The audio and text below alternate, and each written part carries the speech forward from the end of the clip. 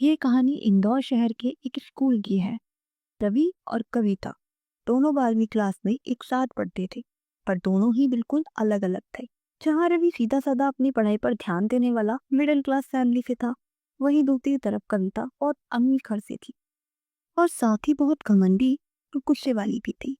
एक दिन क्लास में चल भाई, ये क्लास तो कैसे तैसे खत्म हो गई। अब गेम का पीरियड है, मजे करेंगे। नहीं भाई, अभी मुझे पढ़ना है। नेक्स्ट वीक टेस्ट है। स्टडी तो बहाना है, तू तो क्लास में रहेगा कविता को देखने के लिए। रवि कविता को बहुत पसंद करता था। उसने कई बार कविता से बात करने की कोशिश भी की, पर कविता अपने पैसे के घमंड और रवि की गरीबी के कारण कभी उससे ठीक से बात ही नहीं करती थी। रवि क्लास में ही रुकता है ताकि कविता से बात करने की कोशिश कर सके, लेकिन तभी वहां क्लास के दूसरे बच्चे भी आ जाते हैं और रवि का मजाक बनाते हैं और रवि पर हंसते हैं। पर रवि उनसे कुछ ना कहता, वो चुपचाप सब सुनता रहता है। कुछ देर बाद ही वो लड़के वहां से चले जाते हैं और कविता अपनी सहेली के साथ वहां आ जाती है। क्या रवि, कैसे हो तुम?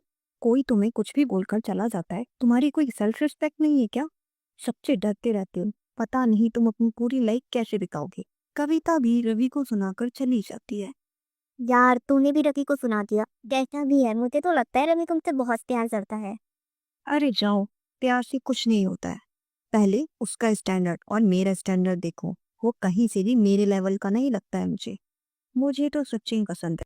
वो बिगड़ा हुआ लड़का सचिन? हाय राम। हाँ, तो वो स्मार्ट है। ऐसे ही समय बीतता गया और रवि सब कुछ भूलकर अपनी पढ़ाई में लग गया। अब ना तो वो कविता से बात करने की कोशिश करता और ना ही उसकी बात करता। और कविता भी धीरे धीरे सचिन से दोस्ती बढ़ाते हुए उसके साथ ही पढ़ती और उसके साथ ही अपना ज्यादातर समय बिताती। एक शाम कविता अपनी सहेली के साथ बाजार से घर वापस आ रही होती है और तभी सामने से अचानक एक कार कविता से टकरा जाती है। एक्सीडेंट की वजह से कविता के पाँव में बहुत चोट आती है, जिसकी वजह से वो चल नहीं पाती। अब कविता ने स्कूल जाना भी बंद कर दिया। वो घर पर बैठकर ऑनलाइन स्टडी करती है।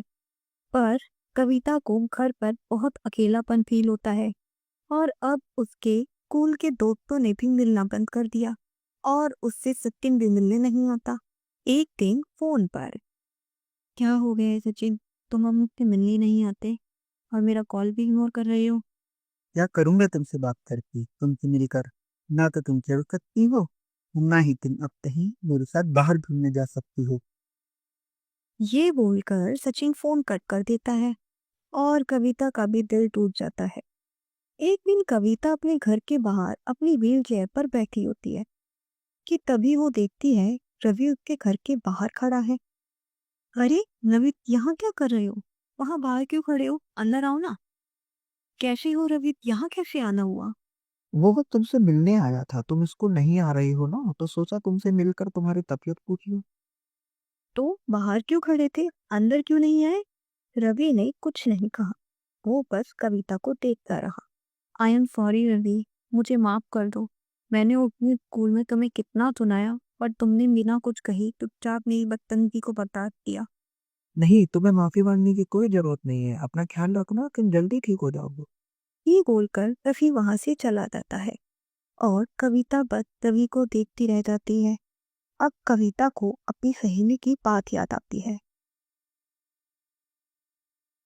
फिर एक शाम कविता रवि को कॉल करती। अच्छा रवि, नेक्स्ट मंथ एग्जाम होने वाले हैं, पर मैं ठीक से स्टडी नहीं कर पाई हूँ। क्या तुम मेरे घर आकर मेरी स्टडी में हेल्प करोगे? तुम तो क्लास के टॉपर हो, प्लीज मेरी हेल्प कर दो। हाँ, क्यों नहीं, मैं हमेशा तुम्हारे साथ हूँ। अगले दिन कविता और रवि एक साथ पढ़ाई करने लगे। धीरे धीरे रवि और कविता में अच्छी दोस्ती होने लगी और धीरे धीरे कविता भी बिल्कुल ठीक हो गई। कविता ठीक होकर स्कूल में आती है, तभी कविता से मिलते हैं और उसका वेलकम करते हैं। तभी वहां सचिन भी आ जाता है। हेलो कविता। कविता बिना कुछ कहे रवि के साथ जाने लगती है। अरे कविता, तुमने कब से मिडिल क्लास वालों को अपना दोस्त बना लिया? सचिन और उसके दोस्त रवि पर हंसने लगते हैं। तभी कविता बोल पड़ती है, झूठे दिखावे से कुछ नहीं होता है। जो इंसान सच में हमारी परवाह करता है वो हर मुसीबत में हमारा साथ देता है। हमें किसी भी इंसान को उसके अपर क्लास या मिडिल क्लास से नहीं देखना चाहिए। रवि तुम्हारी तरह नहीं है, वो तुम लोगों से कई बेहतर है। ये कहकर कविता रवि को हाथ देकर वहां पे चली जाती है। सचिन और उसके दोस्त सर झुकाए वहीं खड़े रह जाते हैं।